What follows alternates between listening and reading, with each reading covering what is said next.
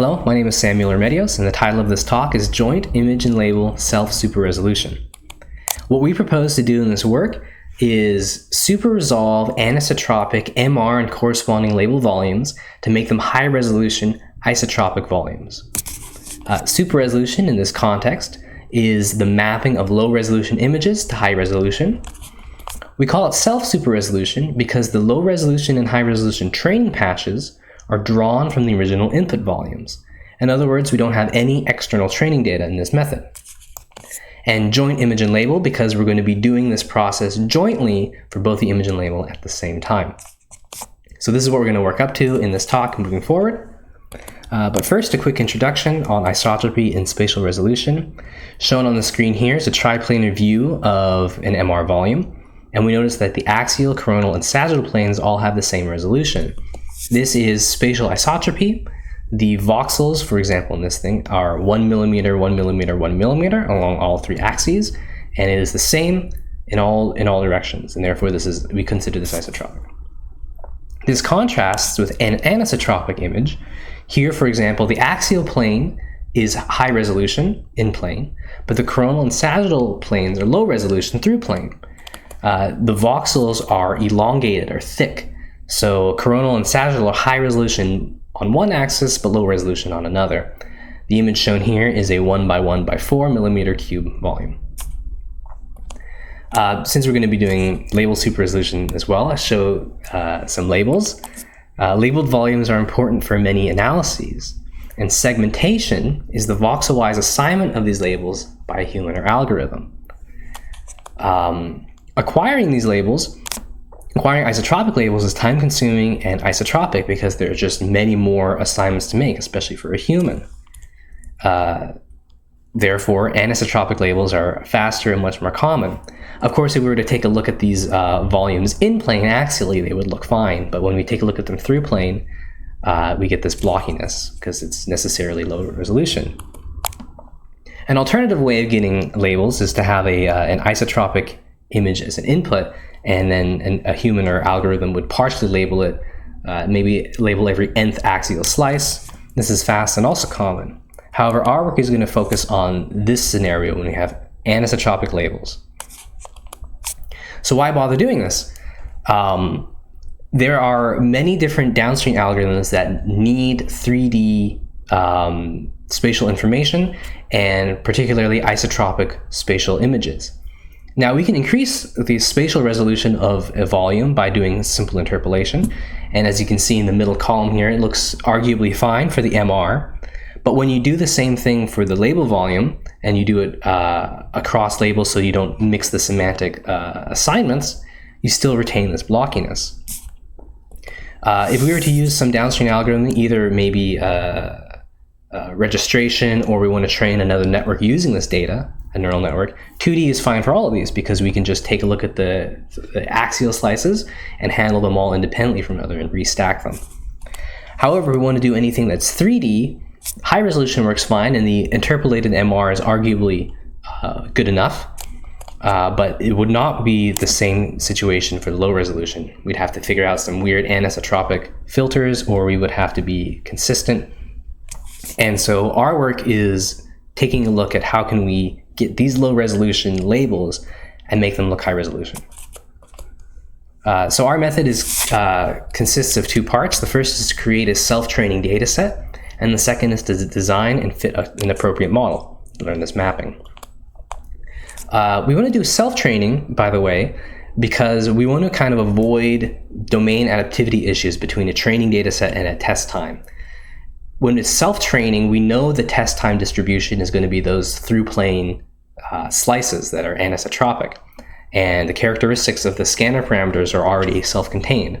We don't have to worry about matching different scanning parameters between our training dataset and testing dataset and hoping that we're in domain. So how are we going to get a paired high-resolution, low-resolution internal dataset from an anisotropic volume? Well, if we take a look at the triplanar of an anisotropic volume, we notice that the axial plane is isotropic in plane, whereas coronal and sagittal views are anisotropic through plane. This means that if we take our axial slices and patches and we reduce the resolution along one axis, we get anisotropic volumes, or anisotropic slices. And this observation was made in previous work. We're going to go ahead and take this as well, and this will help us create a paired high-resolution and low-resolution data set for the MR volume. We can take the slices or patches from in-plane, from axial, blur them and downsample them, and now we can set up a supervised learning, any supervised learning method. But what about the labels? If we just blur the labels as they are, we might get a semantic mix. For example, if we take 2s and 4s and we blur them together, we don't necessarily want a 3 coming out because it doesn't make any sense. So what we do is we encode them channel-wise as one-hot vectors. Then we do our blurring and downsampling degradation and do a channel-wise argmax, and that lets us preserve the integrity of the labels. And this sets us up now to have a supervised learning problem. We have high resolution and low resolution paired patches that we're drawing from the image, and we want to fit a model to do so. And what we're going to do is we're going to fit a model that is elided here on the screen to map low resolution MR and corresponding low resolution label patches in 2D to their high resolution counterparts. And to guide the design of the model, we start with the observation that let's say X here is the MR and Y will be a label. If we have a high resolution MR, we can segment it with some function F, be a human or an algorithm. Now that we have our images, our MR and our label volumes, we can also degrade them with some reduction in resolution functions phi and psi, whatever they are. And this gives us low resolution MR and low resolution label volumes. And there also exists some segmentation algorithm G that would segment the low resolution image. Because we want to do super resolution, we're going to be moving from left to right, low resolution to high resolution, and thus we want to learn these functions, phi inverse and psi inverse. But because we want to do it jointly, maybe it would be useful to have some shared information to help resolve some of this super resolution. We also want to have information flow from each of them. And this guided our design of the network, which is shown here. We have a 2-head input and 2-head output architecture design with a shared feature extraction branch in the center. We do feature concatenation to bring the images together, and then a residual feature-wise sum to bring the individual parts as shown here. Notably, the depth of the network is shown exactly. So the residual block has 2 convolution layers. Attention blocks have 2 convolution layers, and therefore this network is only 10 layers deep. Now that we have our data set up and our proposed method, we can prepare our experimental data to try this method out. So we get 50 MR volumes, T1, from the OASIS 3 data set set up, and we simulate their low resolution acquisition with phi. So here we blur it and downsample it by a factor of 4. Now that we have high resolution and low resolution volumes, we segment them independently using the SLANT algorithm, which is a anatomical segmentation deep learning network. And that gives us our corresponding high resolution and low resolution label volumes.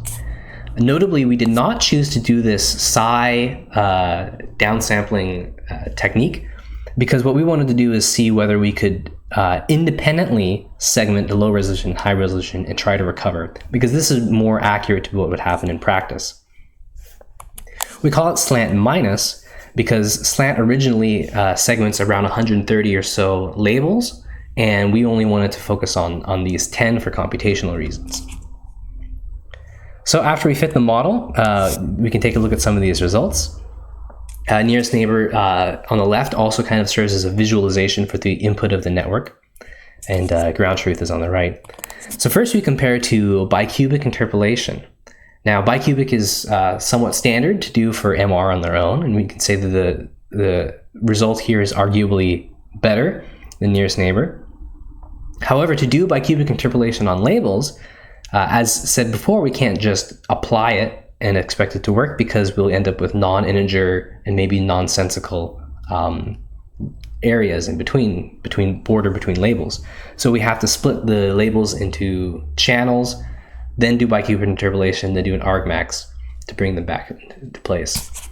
Noticeably, if you look at the features of this slice, for example, bicubic interpolation gives us kind of a smooth yet blurry appearance, but doing that same process to the labels still retains the blockiness. So this is not desired. So we also compare our method to SMORE, and if we just focus on the MR for a second, SMORE is also a self-supervised technique that our work builds off of, but it only takes one input. And so here it takes only the MR and produces only an MR volume. We notice immediately that SMORE outperforms our method, especially with regards to aliasing up here, the top back of the skull, and also, around the skull in general. It also outperforms our method on the quality here of the top of the cerebellum.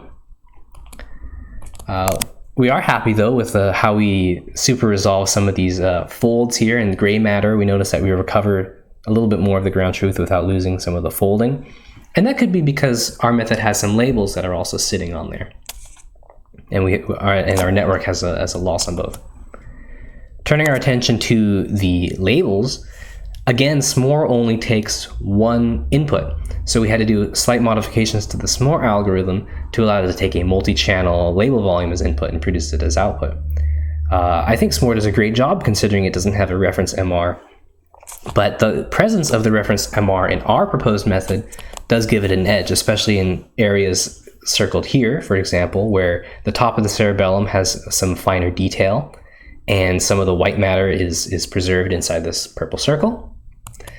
And similarly, the gray matter is preserved in our method as well, whereas it's lost in SMORE, likely because, again, there's no reference MR guiding that there's a reason why that label should be there. And if we take a look at the nearest neighbor, which again serves kind of as an input, an indicator of what we put into the network, we can understand why vanilla SMORE here decided to throw away some of those pixels. But overall, our method performs fairly well, qualitatively, especially with regard to the label volume, yet we still have some improvements to make with regards to the MR volume quality, especially the aliasing in the skull. We also hypothesize that perhaps the reason why the quality is not so great outside of the brain region is because if you notice the labels, the background label is the same for everything, whether it's skull or any other non-brain region or the background itself. And this means that the network possibly is not learning to focus on those regions as much as it is inside the brain.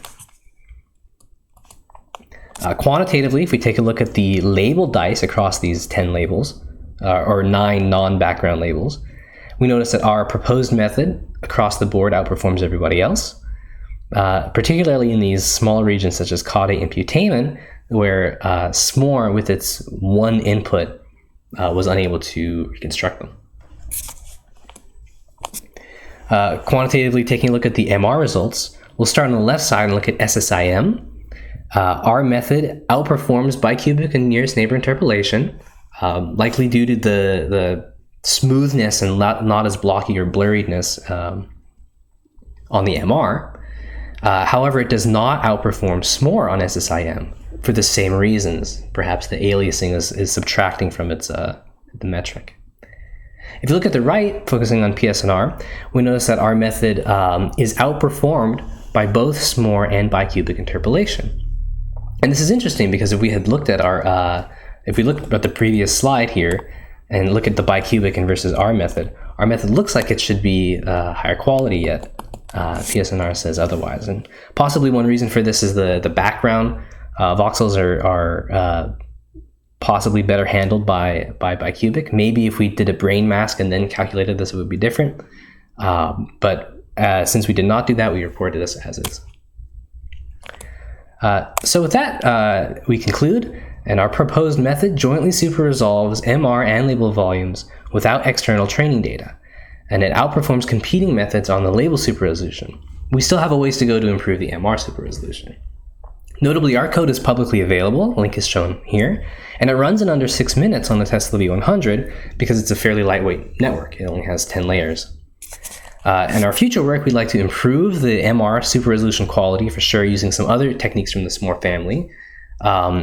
And we'd also like to improve maybe our training data sampling and start to explore some of that partial annotation situation as mentioned before. And with that, thank you very much, and I'll be happy to take any questions.